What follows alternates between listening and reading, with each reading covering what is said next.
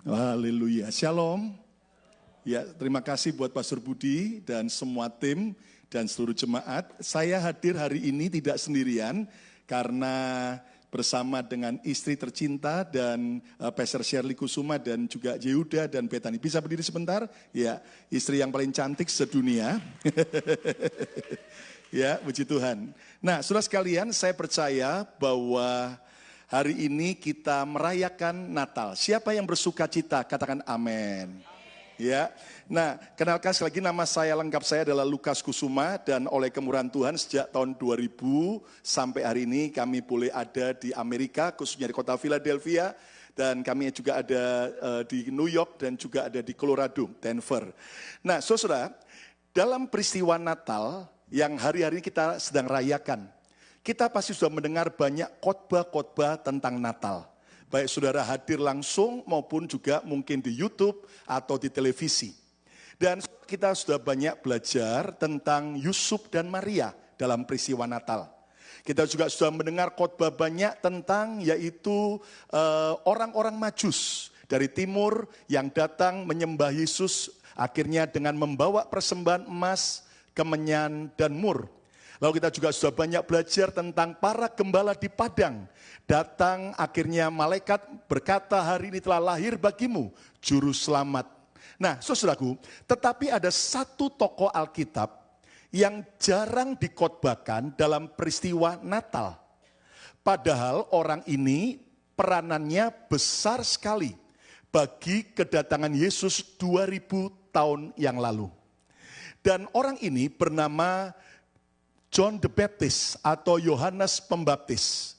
Dan Anda tahu bagaimana Yohanes Pembaptis ini sebenarnya adalah, saudaraku, masih kerabat keluarga daripada Tuhan Yesus. Kenapa? Karena ibu daripada Yohanes Pembaptis itu adalah Elizabeth yang masih bibinya atau auntinya daripada Maria yang akan melahirkan Yesus. Bahkan Anda tahu bahwa Elizabeth ini hamil lebih dulu 6 bulan sebelum Maria. Dan kehamilan Elizabeth pun mujizat. Kenapa? Karena Alkitab mencatat bahwa saudaraku, Imam Zakaria, suami Elizabeth dengan Elizabeth sudah lama menikah tapi mandul, gak punya anak. Tetapi akhirnya malaikat Tuhan datang dan memberikan berita bahwa Elizabeth yang sudah tua akan hamil. Dan itu suatu mujizat. Di sini ada ibu-ibu yang masih muda, ada juga yang sudah setengah tua, ada juga yang sudah senior. Kira-kira kalau ada yang sudah lama menunggu anak, tapi sudah usia senior, lalu minggu depan mulai hamil, apakah yang akan terjadi? Geger satu kota itu, saudara ya toh.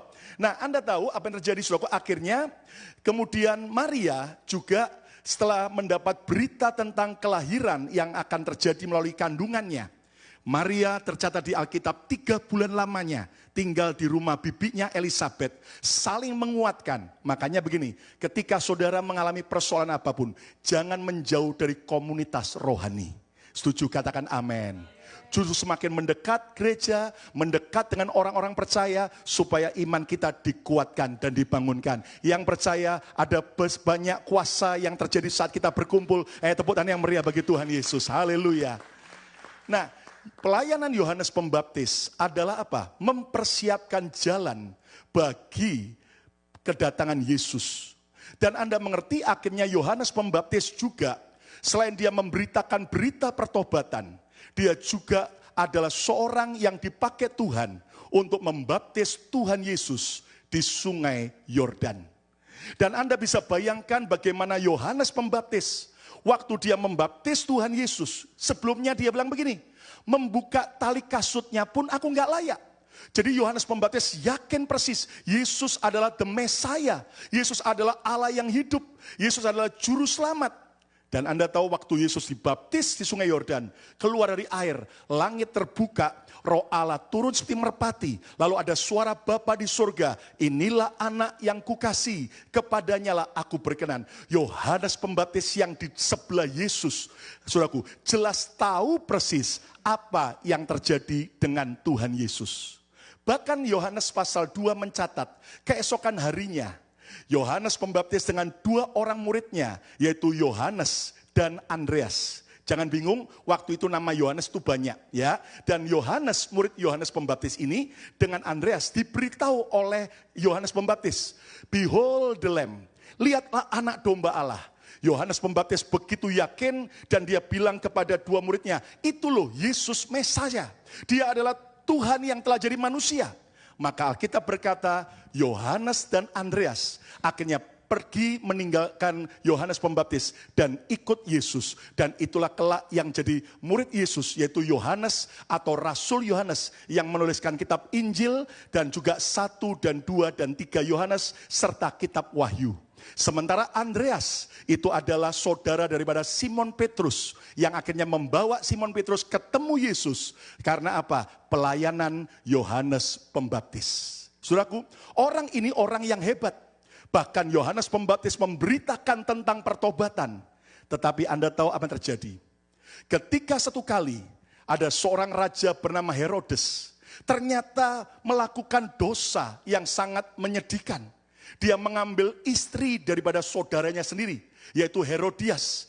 Istri daripada saudaranya Filipus diambil. Jadi istilahnya dia ambil saudara iparnya. Untuk apa? Jadi istrinya. Maka jelas gegerlah. Maka Yohanes Pembaptis bilang kepada Raja Herodes, engkau telah berdosa, engkau harus bertobat. Maka resikonya Yohanes Pembaptis akhirnya ditangkap, dimasukkan ke dalam penjara. Anda bisa bayangkan, coba Anda pikirkan, Yohanes Pembaptis memberitakan kebenaran, malah mendapatkan penjara. Nah, di dalam penjara, kelak kita tahu Yohanes Pembaptis mati dipancung kepalanya.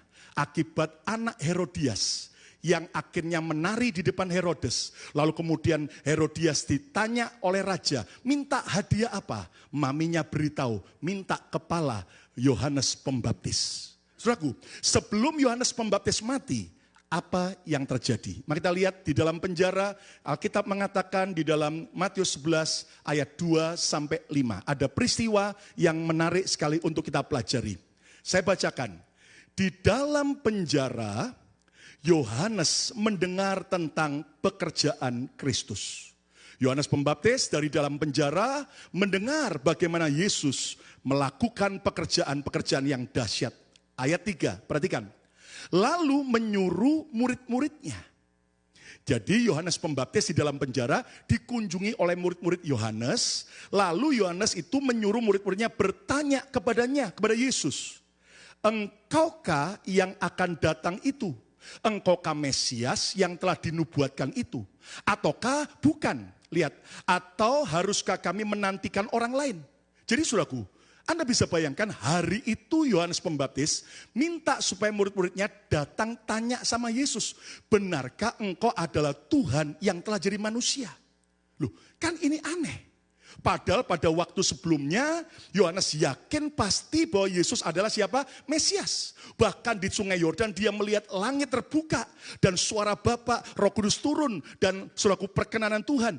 Anda bisa bayangkan di dalam penjara Yohanes Pembaptis mulai goyah imannya. Makanya dia mau meyakinkan, dia suruh murid-muridnya tanya kepada Yesus langsung. Benarkah engkau Mesias itu? Lihat apa jawaban Yesus, ayat yang keempat. Dikatakan apa, saudaraku? Yesus menjawab mereka, pergilah dan katakanlah kepada Yohanes, apa yang kamu dengar dan kamu lihat. Apa itu? Ayat 5 yuk kita baca sama-sama. Yang Indonesian pakai bahasa Indonesia, yang English you can read in English. 1, 2, 3. Orang buta, ya ayat yang 5. Orang buta apa? Ya next. Orang buta, oh masih 4, ayat 5. Terima kasih. Oke, yuk sama-sama. 1, 2, 3. Orang buta melihat, orang lumpuh berjalan, orang kusta menjadi tahir, terus orang tuli mendengar, orang mati dibangkitkan, dan kepada orang miskin diberitakan apa? Kabar baik. Jadi ini semua adalah penggenapan nubuatan tentang kedatangan Mesias. Orang buta melihat. Yesus menyembuhkan orang buta, Bartimeus yang buta. Bahkan Yesus juga menyembuhkan orang kusta. Bahkan Lazarus yang sudah mati 4 hari dibangkitkan. Bahkan kepada orang miskin diberitakan kabar baik. Nah, saudaraku, jadi di sini Yesus menjelaskan dan menegaskan, Dia benar-benar adalah Allah yang telah menjelma jadi manusia. Dan Dia sang juru selamat itu. Yang percaya Yesus Tuhan, tepuk tangan yang meriah bagi Tuhan Yesus. Haleluya. Nah, saudaraku, coba renungkan bersama-sama. Kenapa Yohanes Pembaptis ini, mengapa hamba Tuhan ini di dalam penjara goyah imannya? Meragukan benarkah Yesus Mesias. Saudara, waktu saya baca ini, saya ingin tahu kenapa. Saudara ingin tahu enggak? Kalau enggak udah pulang aja, saudara. Kita pulang ramen. Mau tahu enggak? Halo? Ingin tahu enggak? Oke. Saudara harus tahu ya, di tengah pandemi ini, hari-hari ini loh, banyak loh hamba Tuhan yang imannya mulai goyah. Banyak loh anak-anak Tuhan yang sudah mulai goyah imannya. Saya berharap di sini tidak ada, katakan amin. Enggak ada yang ngaku maksud saya, saudaraku. Saudaraku, berapa banyak orang seperti Yohanes Pembaptis hari-hari ini. Dulu memang aku pernah ditolong Tuhan. Tapi kenyataannya sekarang hidupku seperti ini. Saudaraku, apa penyebabnya? Ternyata di ayat berikutnya, Tuhan Yesus menjelaskan. Lihat sekarang ayat yang ke-6. Yuk kita baca sama-sama. Tuhan Yesus berkata apa? 2, 3. Dan berbahagialah orang yang tidak menjadi kecewa dan menolak Yesus. Ayo coba ini ayat hafalan kita, ayat mas kita di Natal malam hari ini. Baca sama-sama yuk, hafal. 2, 3. Dan orang yang tidak menjadi kecewa dan menolak Yesus. Ulang lagi, 2, 3. Dan berbahagialah orang yang tidak menjadi kecewa dan menolak Yesus. Wow, semua jemaat rock tanpa luar biasa. Beri tepuk tangan yang meriah ya. Nanti selesai kebaktian ambil hadiah sendiri ya. Cari di sendiri, mau ambil yang mana silakan. Nah, saudara, Yesus berkata kepada murid-murid Yohanes dan murid-muridnya dan kita semua. Yesus berkata, berbahagialah orang yang tidak menjadi kecewa dan menolak aku.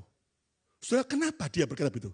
Inilah penyebab Yohanes Pembaptis imannya goyah. Kenapa? Next. Kenapa? Karena Yohanes Pembaptis goyah imannya sebab ia kecewa dengan apa yang dialaminya. Di dalam penjara, dia mulai kecewa. Kok aku hidup benar, ujung-ujungnya menderita. Kok aku sungguh-sungguh melayani, hasilnya seperti ini. Kenapa saya sungguh-sungguh hidup benar, tapi seolah-olah Tuhan tidak peduli dengan saya. Saya yakin Yohanes Pembaptis pasti juga minimal berdoa, Tuhan kalau bisa lepaskan saya dari penjara. Tapi Anda tahu saudaraku, ini membuat Yohanes Pembaptis kecewa. Dan Yesus berkata, berbahagialah orang yang tidak menjadi kecewa. Pesan Natal yang saudara sering dengar, mungkin sudah sering Anda dengar, jangan takut, do not fear, do not fear. Tapi malam ini izinkan Tuhan memberikan pesan Natal buat saya dan saudara. Jangan kecewa. Do not be disappointed. Jangan kecewa. Ayo pegang dada masing-masing, jangan kecewa. Coba saya mau tanya orang tanpa, siapa yang tidak pernah kecewa dalam hidupnya? Angkat tangan. Dari wajah Anda udah kelihatan sedang kecewa. Nah. Jujur. Kita kan seringkali bisa kecewa. Kecewa terhadap Tuhan. Ya Pak ya. Doa minta ini, kok nggak dikabulkan. Minta supaya betul-betul disembuhkan. Oh kok malah keluarga itu mati. Saudaraku. Oh dan sebagainya. Saudaraku. Ada banyak orang sedang kecewa dengan Tuhan. Ada juga orang bisa kecewa dengan orang lain. Ya kan? Kecewa sama suaminya. Ganteng saya ganteng. Ya kan, saudaraku? Ya kan? Seperti apa? BTS. Ibu-ibu mungkin nggak tahu BTS. Siapa bilang ya toh? Zaman sekarang BTS itu apa? Nah, BTS itu semacam tempe goreng, saudara.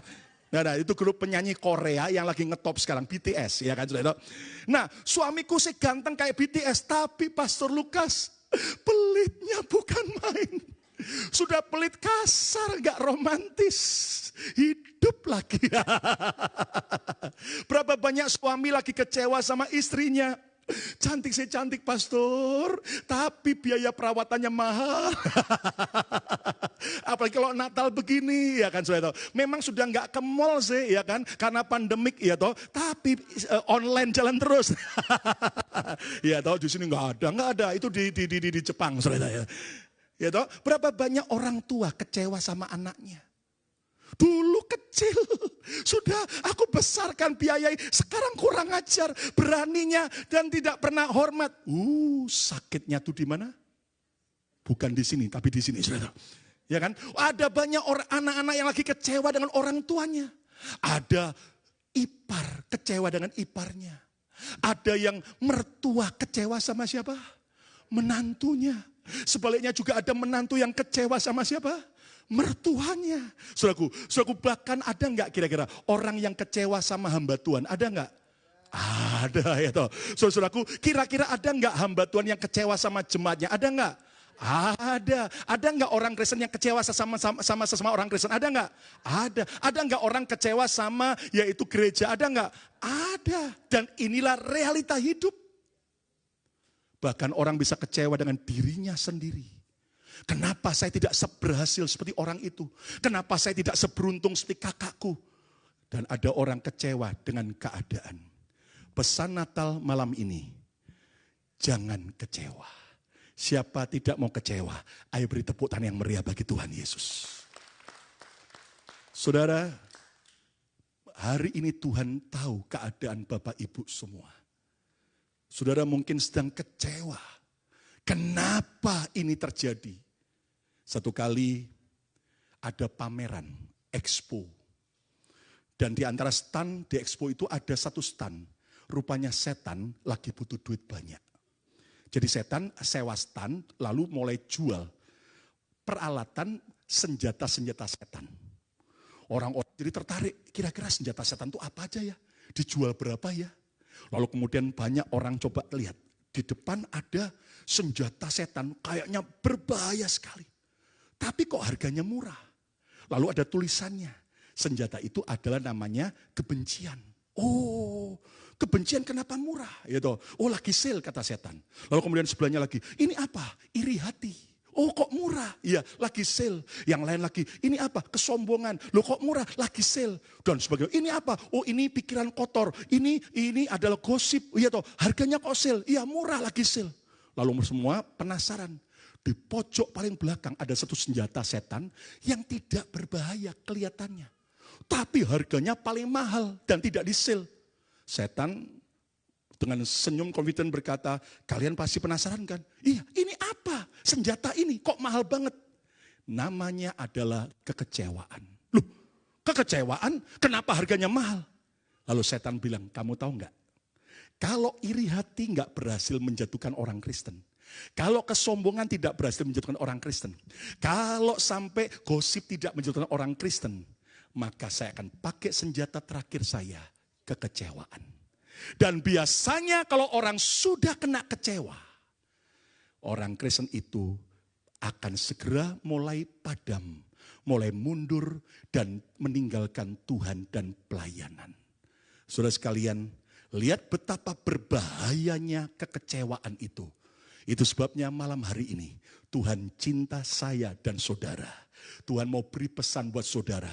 Jauh-jauh Tuhan kirim pendeta paling ganteng se-Amerika. Ya kan? Ya. Nah, kalau yang pendeta paling ganteng setampa ya Pastor Budi. Saudara. Saya menghormati beliau. Ya kan? Kalau se-Amerika saya. Saudara. Nah, Anda tahu Tuhan kirim kami jauh-jauh. Hanya dengan satu pesan. Jangan kecewa. Pegang dari masing-masing. Jangan kecewa. Ayo ngomong lebih keras lagi, 2, 3, jangan kecewa. Yang tidak mau kecewa, tepuk tangan yang meriah bagi Tuhan Yesus. Amin, saudaraku. Nah, saudaraku sekarang pertanyaannya begini, apa sih akibat kekecewaan?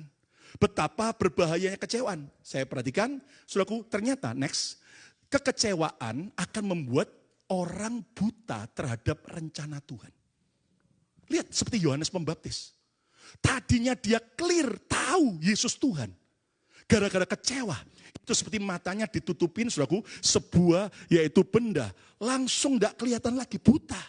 Nah, berapa banyak orang seperti itu. Ketika dia sudah mulai kecewa dengan Tuhan, kecewa dengan keadaan, kecewa dengan menantunya, kecewa dengan hamba Tuhan. Akibatnya apa? Dia mulai buta terhadap rencana Tuhan. Dulu baru nyanyi pujian satu lagu aja, udah merinding-merinding. Rasa hadirat Tuhan dekat sekali. Begitu kecewa, gak rasa apa-apa. Tumpul rohaninya. Dulu baca ayat Alkitab baru satu ayat aja. Wis langsung rema Tuhan muncul berbicara. Sekarang baca Alkitab gak mudeng-mudeng, gak ngerti-ngerti. Orang tampang ngerti mudeng, ya saudaraku, dulu waduh doa bisa dengar suara Tuhan tajam. Sejak kecewa sudah gak lagi dengar suara Tuhan. Bapak Ibu, betapa berbahayanya kekecewaan. Dan saya menjumpai banyak hamba-hamba Tuhan hari-hari ini sedang kecewa seperti Yohanes Pembaptis. Tapi saya berdoa Pastor Budi tidak pernah kecewa lagi. Dan setelah kita dengar firman, semua kita jadi orang yang anti kecewa. Tepuk tangan yang meriah bagi Tuhan Yesus. Amin, saudaraku. Apalagi, next, membuat hidup tidak bahagia. Tadi kan Yesus bilang apa? Berbahagialah orang yang tidak menjadi apa? Kecewa. Saudara mau hidup bahagia atau tidak? Oke, saudaraku, ternyata supaya bahagia, jangan kecewa. Tidak ada yang amin, amin.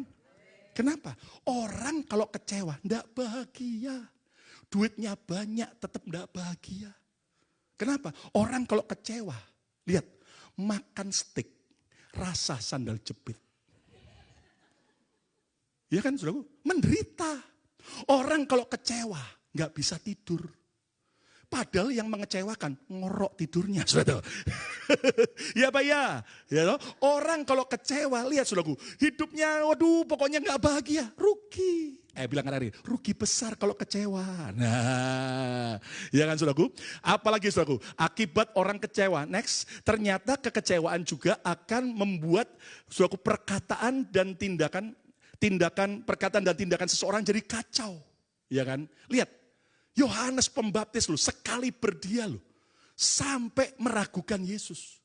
Sudah ingat Ayub? Ayub itu orang yang saleh, takut akan Tuhan, hidup takut akan Tuhan, jujur. Tapi lihat, begitu dia mengalami masalah, semuanya habis, kekayaannya, anaknya 10 mati semua, bahkan dia sakit. Awalnya Ayub pasal 2 berkata, terpujilah nama Tuhan. Tapi kalau Anda baca dari Ayub pasal 3 sampai pasal 41, itu perkataan-perkataan Ayub yang ngaconya bukan main. Dia berkata, Tuhan engkau tidak adil. Tuhan engkau ternyata kejam. Engkau bengis menghukum orang yang tidak bersalah. Ayo coba kita cari wasit saja. Cari hakim, menghakimi antara aku dan Tuhan. Siapa yang salah? Aku tidak salah kok. Percuma saja aku hidup benar. Anda tahu, Ayub hidup dalam kekecewaan. Untungnya di Ayub 42, Ayub sadar, dia mencabut semua perkataannya dan dia bertobat. Akhirnya dia kembali kepada Tuhan dan dia tidak kecewa. Lalu Tuhan pulihkan keadaannya 2 kali lipat. Tepuk tangan yang meriah bagi Tuhan Yesus. Pertanyaannya sekarang begini. Kan Ayub pasal 3 sampai 41 itu kan sebagian besar perkataan Ayub yang kacau. Kenapa tidak dihilangkan dari Alkitab? Padahal sudah dicabut sama Ayub. Tapi kenapa hari ini masih tetap kita baca? 2 pelajaran. Yang pertama, makanya kalau Anda dan saya lagi kecewa, lebih baik jangan banyak ngomong. Diam saja. Boleh ngomongnya sama Tuhan langsung. Katakan amin. Ada banyak ibu-ibu kalau lagi kecewa sama orang, Facebooknya langsung. Se-Indonesia Raya, jagat raya sampai planet tahu semua. Feeling sad, feeling disappointed. Ya, pokoknya semua orang tahu. Saudaraku, lalu yang kedua, kenapa tercatat terus di pasal 3 sampai 41 enggak dihilangkan dari Alkitab. Padahal Ayub sudah bertobat dan mencabut. Untuk memberitahu kepada kita apa?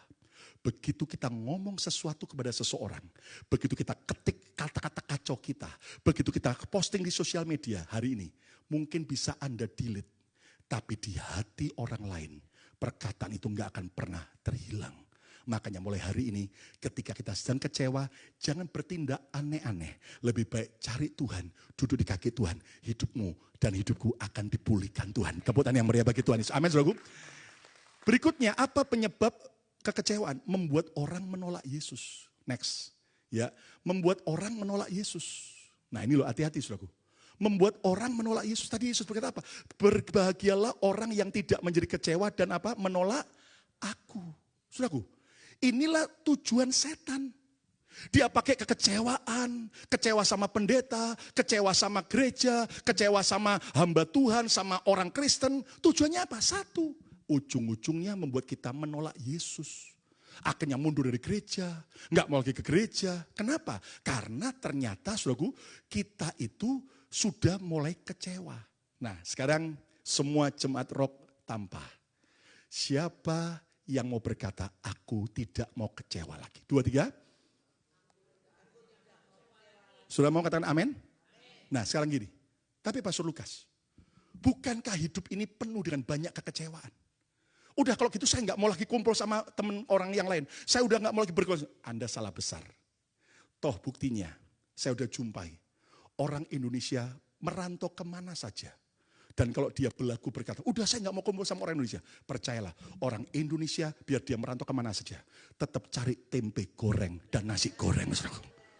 Ya kan, maaf ya, ada orang itu kadang-kadang berlaku banget ya kan. Sudah saya di Amerika, saya tidak mau kumpul sama sesama Indonesia. Gosip semua.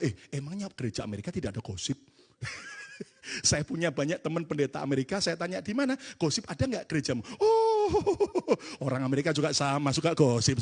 Oh, gereja Chinese ada gosipnya nggak? Gereja Korea ada gosipnya nggak? Oh, sama. Ternyata gosip itu adalah penyakit semua manusia. Nah, dengar saudara. Sekarang gini, yang Tuhan mau adalah gini. Walaupun semua mengecewakan, aku memutuskan tidak mau kecewa. Amin. Yang mau katakan yes. Oke, saya mau bagikan rahasia hidup anti kecewa. Yuk kita kembali baca ayat ini sama-sama. 1, 2, 3. Dan berbahagialah orang yang tidak menjadi kecewa dan menolak aku. Nah dari ayat ini saya membagikan ada 3 rahasia hidup anti kecewa. Yang pertama, next. Hidup seimbang antara pengharapan dan rasa syukur. Live in balance between hope and gratitude. Ucapkan bersama saya, hidup seimbang antara pengharapan dan rasa syukur. 2, 3.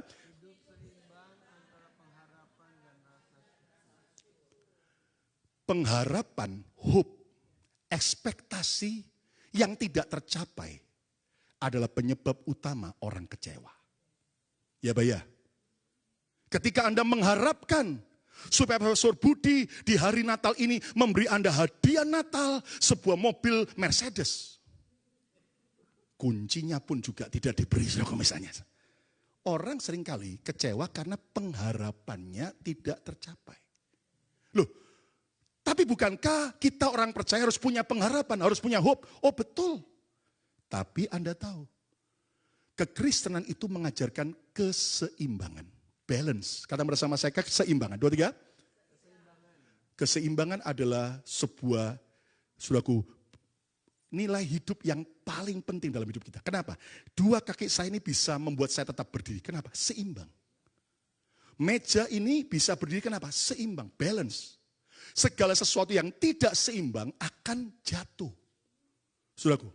Nah, kita memang harus punya pengharapan, tapi Alkitab juga mengajarkan mengucap syukurlah dalam segala apa? Keadaan. Jadi saudaraku, antara ekspektasi and saudaraku gratitude, sebuah ucapan syukur itu harus balance.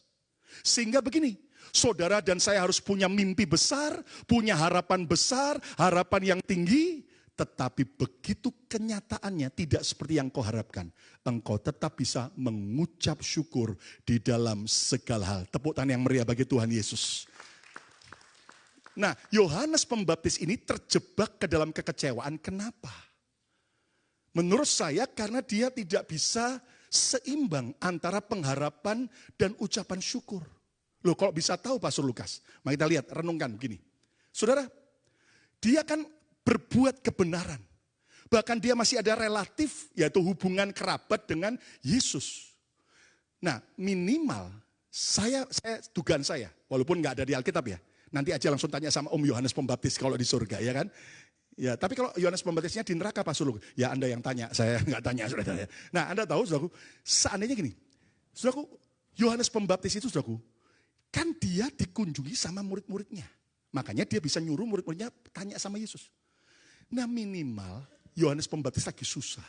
Kan berharap nih, Yesus datang mengunjungi dia di penjara. Kenapa? Kan Yohanes dari dalam penjara mendengar tentang pekerjaan Kristus. Wow, dulu aku yang membaptis Yesus, sekarang hebat pelayanannya.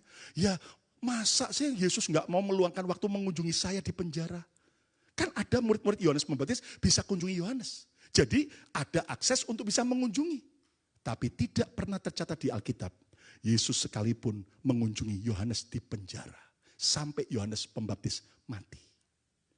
Lihat respon yang berbeda dengan seorang hamba Tuhan lain yang juga karena memberitakan kebenaran. Tapi akhirnya saudaraku ditinggalkan oleh orang. Tapi responnya beda waktu dia di penjara. Coba lihat orang itu adalah Rasul Paulus. Next, lihat di dalam 2 Timotius 4 ayat 16 sampai 17. Paulus bilang begini, pada waktu pembelaanku yang pertama, waktu Paulus diadili karena memberitakan Injil, tidak seorang pun yang membantu aku. Nggak ada satu teman pun, nggak ada satu murid pun, nggak ada satu jemaat pun yang membantu dia.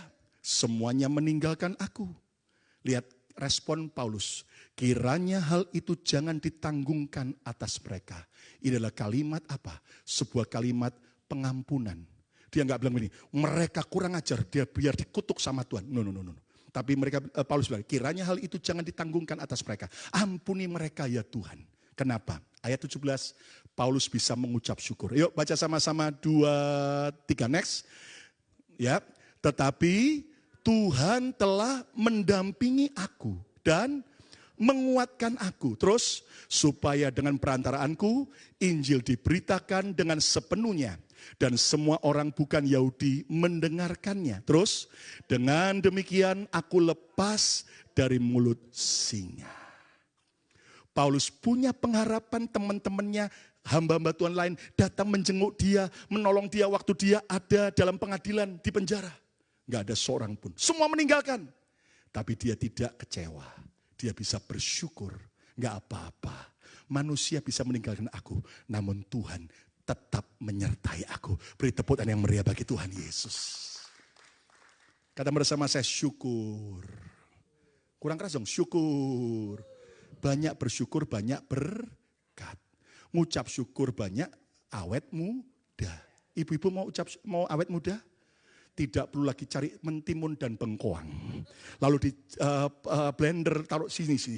Boleh saja sih. Tapi asal Bapak Ibu mengucap syukur tiap hari. Dalam segala keadaan ucap syukur, awet muda, rezekinya nomplok. Tepuk tangan yang meriah, haleluya. Amin, saudaraku. Iya kan, saudaraku? Tapi kalau ngomel terus, kecewa terus, aduh, usia 17 tahun kayak 71, saudaraku. Tapi kalau ngucap syukur terus, lihat ibu-ibu nih ya, 71 kayak 17 tahun, ya, luar biasa. Katakan amin, saudaraku. Nah, jadi saudaraku, kita ini jujur ya, ada banyak alasan untuk kita bisa kecewa. Ya Pak ya? Banyak. Saya bisa cari alasan apapun untuk kecewa dengan Pak Budi. Bisa. Pak Budi pun juga bisa cari banyak alasan untuk kecewa dengan saya. Kenapa? Karena nobody perfect. Saudara bisa cari alasan untuk kecewa dengan suami Anda. Kecewa dengan istri Anda. Nobody perfect. Tapi Anda juga bisa cari alasan untuk bisa mensyukuri Pak Budi. Bisa mensyukuri suami Anda. Kenapa kita hanya sibuk mengecewakan. Tetapi kita tidak sibuk bersyukur. Anak saya nakal, Pastor Lukas. Puji Tuhan, itu artinya ibu masih punya anak. Ya udah ada yang amin. Tapi suami saya, Pastor Lukas, dia waduh orangnya kaku dan kasar. Mending daripada yang tidak punya suami. Kadang-kadang kita ini kan, aduh kenapa saya sekarang panas ya di Orlando. Kok nggak kayak di Philadelphia, salju dingin enak ya. Yang di Philadelphia aja pindah, mengunjung ke Orlando supaya menghindari dingin. Kita kadang-kadang selalu cari alasan untuk kecewa. Hari ini bersyukur. Ada pendeta habis pulang pelayanan kerampokan. Loh, Kita bisa ngomong, pendeta nggak disertai Tuhan, nggak dijaga Tuhan. Tapi pendeta ini selesai kerampokan. Saat dia pulang, dia ambil buku diarinya, dia tulis, terima kasih Tuhan, hari ini aku dirampok. Walaupun aku sudah berdoa agar Tuhan kirim malaikat menjaga aku. Tapi kalau aku dirampok, aku bersyukur. Yang pertama, aku bersyukur aku dirampok, bukan aku yang merampok. Amin, saudaraku. Enak mana, dirampok atau merampok? Nggak mau dua-duanya, tapi kalau Tuhan izinkan, lebih berbahagia apa? Bukan merampok. Yang kedua, aku bersyukur barang-barangku diambil, tapi bukan nyawaku. Yang ketiga, aku bersyukur aku dirampok, berarti yang merampok lebih membutuhkan barang-barang yang aku miliki. Dan aku percaya, kalau Tuhan izinkan apa yang aku miliki diambil, Tuhan akan kembalikan dengan cara yang ajaib. Tepuk tangan yang meriah bagi Tuhan Yesus. Too many reasons we are too grateful. Untuk bersyukur. Nah, harus seimbang. Yang kedua, next, ya. Next lagi. Next, ya. Saudaraku, kita harus bisa hidup seimbang antara iman dan realita. Untuk kita bisa hidup anti kecewa, yang kedua rahasianya hidup seimbang antara iman dan realita. Live in balance between faith and reality. Nah, ada banyak orang percaya yang saya lihat hidupnya enggak seimbang antara iman dan realita. Contoh begini, ada orang cuma mengambil ayat gini, orang benar hidup bukan karena melihat, namun karena percaya. Jadi gak usah melihat, pokoknya percaya aja, beriman aja. Bukankah Yesus juga berkata bahwa kita harus punya mata yang baik, mata yang terang. Karena jika matamu gelap, gelaplah seluruh tubuhmu. Jadi boleh enggak orang Kristen punya mata yang baik? Boleh enggak? Harus. Nah, jadi saudaraku, ternyata kita tidak boleh mengambil satu ayat, mencomot, lalu membuang yang lain. Harus seimbang. Ternyata kita harus beriman, tapi hidup dalam realita. Jangan sampai terjebak hanya beriman, tapi kemudian tidak mau melihat realita. Kita akan jadi orang yang aneh. Ya kan? Contohnya begini. Ada yang berkata, pokoknya saya tidak mau vaksin, pokoknya saya tidak mau pakai masker dan sebagainya. Saya percaya Tuhan memelihara. Loh, saya percaya dia bisa pelihara. Tapi Tuhan juga bisa pakai ilmu kedokteran untuk menolong saudara dan saya. Yang setuju katakan amin. Oh, saya pokoknya berdoa sembuh, nggak perlu ke dokter. Saya tidak perlu ke dokter. Kalau saya ke dokter, berarti saya tidak beriman sama Tuhan. Justru di Alkitab, Yesus pakai tabib Lukas, dokter Lukas jadi muridnya. Bahkan kemudian orang-orang disuruh setelah disembuhkan, pergi tunjukkan dirimu pada para imam. Untuk apa? Imam waktu itu untuk ngecek, sudah sembuh enggak penyakitnya. Jadi saudaraku, imam waktu itu adalah mewakili dokter. Kekristenan tidak mengajar kita anti dokter. Tapi kita tidak bergantung pada dokter. Tetap kita bergantung kepada Tuhan Yesus, Sang Penyembuh. Tepuk tangan yang meriah bagi Tuhan Yesus. Amin, saudaraku. Iya kan? Berapa banyak orang pokoknya beriman, saya doakan orang ini sembuh. Puji Tuhan sembuh. Wow, kita senang. Ingat yang nyembuhkan bukan kita. Siapa tuh? Kita cuma hambanya kok. Tapi pernah enggak kita doakan orang sakit, dia sembuh dalam nama Yesus, mati. Mati. Ada enggak? Ada. Terus kita kecewa, malu. Kenapa saya doa tapi malah mati? Loh, ingat saudaraku, bahwa kita boleh beriman tapi tetap ada realita. Ingat, next, bahwa di samping kita beriman, kita harus menyadari ada kedaulatan Tuhan. Kata bersama saya, kedaulatan Tuhan. Next lagi, ya. Selalu ingat walaupun kita diberi kuasa untuk memindahkan gunung, tetapi kita tetaplah manusia dan bukanlah Tuhan. Dan tidak pernah kita dijadikan Tuhan. Kita memang anak-anak Tuhan, tapi tetap kita bukanlah Tuhan. Artinya, di antara iman kita, tetap kita tahu Tuhan tetap pegang kendali. Dia punya kehendak kedaulatan yang lebih baik daripada rencana kita. Yang setuju katakan amin. Jadi sejak saya ngerti ini, hidup ini simple saja. Gak usah rumit-rumit. Ada orang sakit minta didoakan, doa dalam nama Yesus sembuh, percaya sembuh. Begitu sembuh, puji Tuhan, segala kemuliaan bagi Tuhan, bukan kita. Tapi begitu doa dalam nama Yesus sembuh, mati. Kita cuma bilang begini, memang Tuhan punya kehendak, sudah waktunya mati. Loh, karena amin, suku. Ya kan? Saudara berkata, saya sudah menabur untuk pekerjaan Tuhan, saya sudah kerja keras, tapi kenapa saya masih belum diberkati? lalu kecewa. Jangan. Ingat Paulus bilang begini, aku menanam, Apolos menyiram. Yang memberi pertumbuhan siapa? Bukan Paulus dan Apolos. Yang memberi pertumbuhan siapa? Tuhan. Ayo, semua pengurus tanpa ini, pingin gak gereja ini bertumbuh lebih lagi? Kadang-kadang kita bisa kecewa. Gitu. Kenapa saya udah kerja keras, mencari jiwa, kok belum banyak orang? Tenang, nabur aja yang baik, nabur yang baik, nabur yang baik. Nanti Tuhan yang memberi pertumbuhan. Jadi hidup ini seimbang antara iman dan realita. Doa minta jodoh, tapi belum dapat jodoh. Sudah, nikmati saja masa lajang. Nanti kalau begitu waktunya, Tuhan temukan yang terbaik. Amin. Udah nikah lama, belum punya anak. Sudah nikmati dulu. Bisa kemana-mana berdua suami istri. Nanti kalau sudah waktunya Tuhan kasih anak, maka kita bisa nikmati. Saudaraku, kalau kita punya keseimbangan ini, hidup saudara anti kecewa. Yang ketiga, yang terakhir, saudaraku, next, saudaraku lihat kita hidup seimbang antara apa? Salib dan kemuliaan. Live in balance between the cross and glory. Alkitab banyak berbicara the cross and the glory. Yesus berkata, barang siapa mau ikut aku, ia harus menyangkal dirinya dan memikul salibnya kapan? Setiap hari. Tapi Anda tahu, Alkitab juga berkata, di balik salib, Yesus enggak selamanya disalib. Setelah dia mati, hari ketika dia bangkit dalam kemuliaan dan kemenangan yang terjadi. Dan lihat bagaimana janji Tuhan juga, bahwa di balik penderitaan suffering akan ada glory, akan ada kemuliaan yang Tuhan berikan buat saudara dan saya. Yang percaya katakan, yang percaya katakan. Nah gini ya, keseimbangan salib Kristus, lihat ya, itu salib lambang positif. Saudaraku, lihat keseimbangan salib ini penting sekali. Di balik cross ada apa?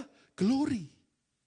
Nah jadi gini, ada hamba-hamba Tuhan yang pokoknya anti dengan glory. Pokoknya cuma ngajarin jalan salib, jangan salib, jangan salib, menderita, harus menderita, menderita. Itu kalau ada pendeta ngajar kelimpahan, kemakmuran, diberkati, sukses, itu semuanya adalah teori kemakmuran.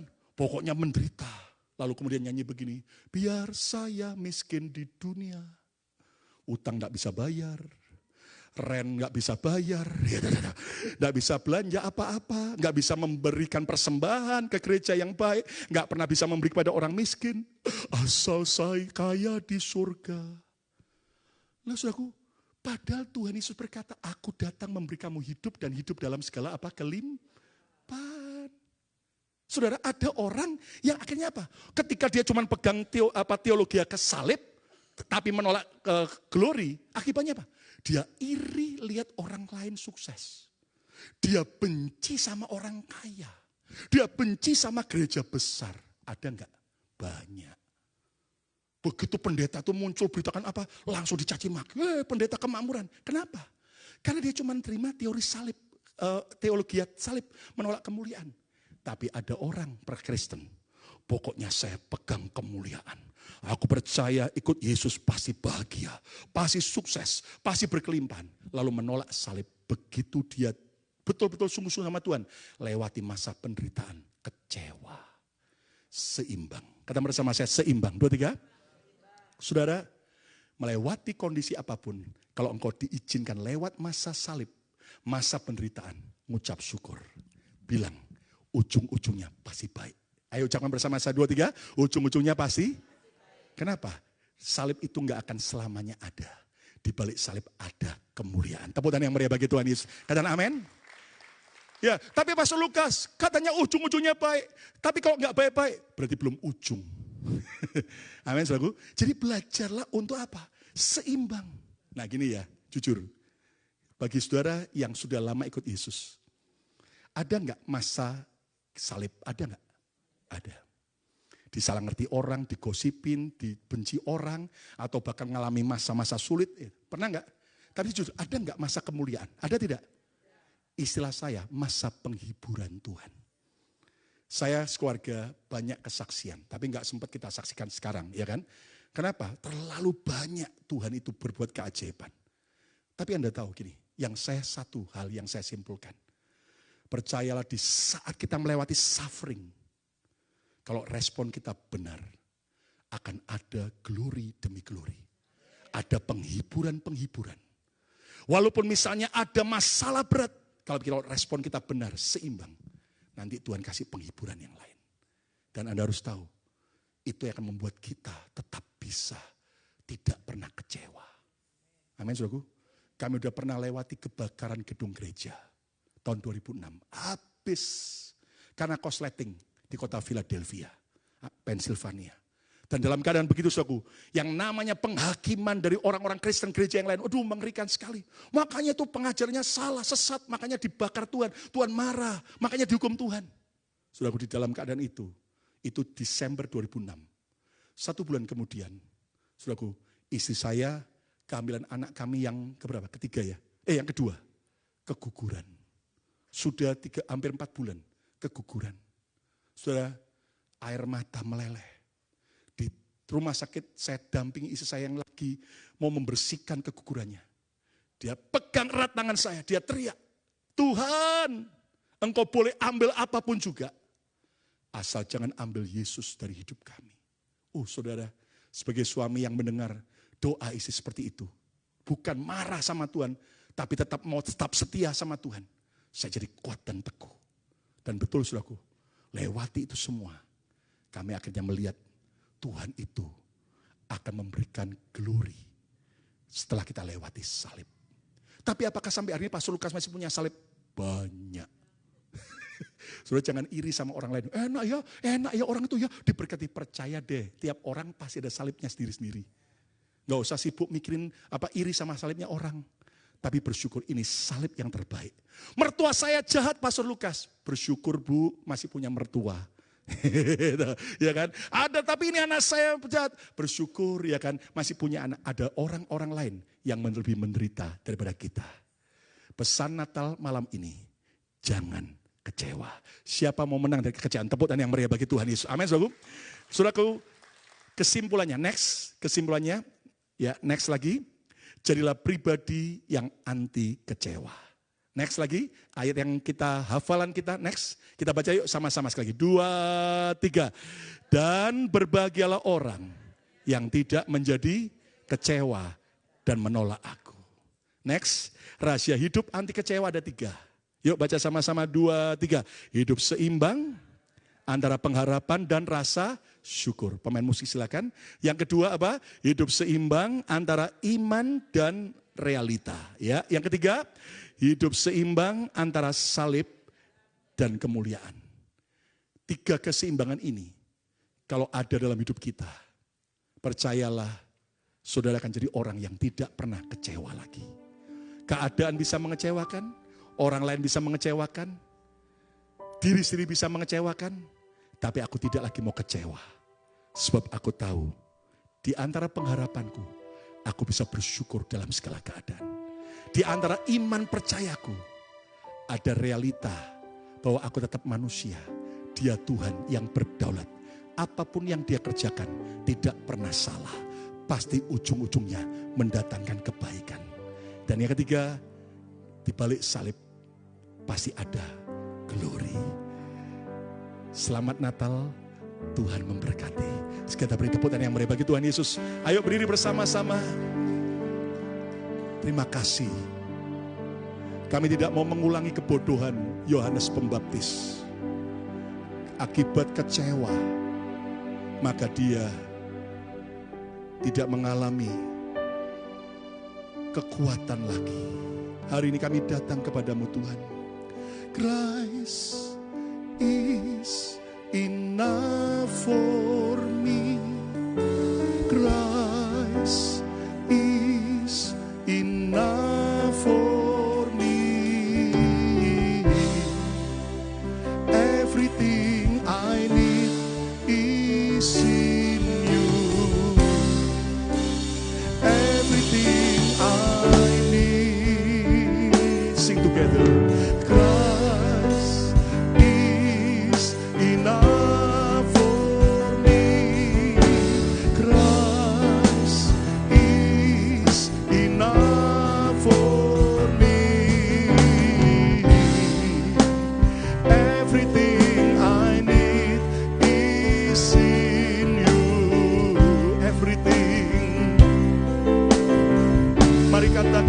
Christ is enough.